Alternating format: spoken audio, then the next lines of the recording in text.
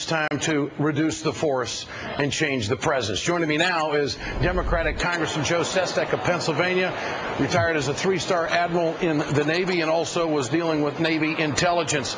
Congressman, there's a lot of options on the table, and I know you've got some strategies for Afghanistan. What should we be doing, in your opinion?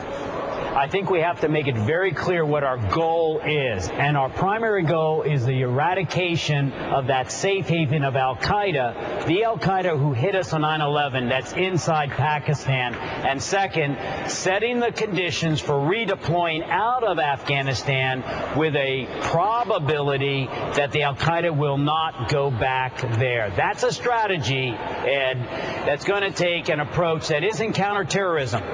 It's a counterinsurgency, and it may involve a few more troops in the nearer term because it's spiraled so far south downward that gains the trust of the population. So because the Taliban is about 20,000. Yeah, so am I hearing you, interpreting you tonight as saying that you would support the president if he were to commit more troops to Afghanistan before the end of the year, which would go along with the general's request?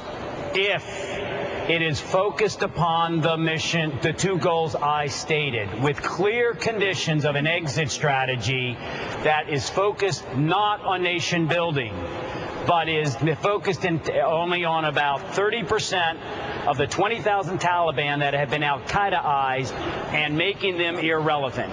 That is a requirement for the increase in troops. If he does that, I will do it, because relying upon the Afghanistan military to build itself up after we let this spiral so far down there, because when I was on the ground there early in that war, we had it in our hand, but we can't rely upon them to bring it back up.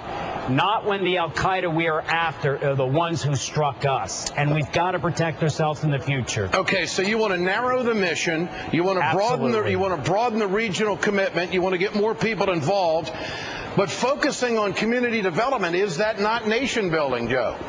It is not to get them up to the level that at once was envisioned back in 2001 of the rule of law, of having a central government that is not corrupt and extends its influence across the nation. No, we can't accept that there are some warlords who are opposed to the al-Qaeda-ized Taliban, that there are some Taliban that may be acceptable, but it gives local governance and some type of economic job opportunity to individuals. That's about it. And finally, when the president says he needs more time to assess the situation, do you understand that? Are you on board with that? Or how soon does he have to move on this? I don't think he has a lot of time, Ed, because I do agree with the general that when the chairman of the Joint Chiefs of Staff said 2 years ago, in Iraq we do what we must, in Afghanistan we do what we can, that strategy has let it go so far down that if he waits much longer because of potentially wants to deal with health care here alone, then I think we are in danger of having to put too many troops in there where there's a minimum level that may be acceptable now. This cannot be an open-ended commitment. We have an opportunity. We should take advantage of that last opportunity we have. Congressman Joe Sestak, thanks for your time tonight and your expertise. Thank you, Ed. I appreciate it. You bet.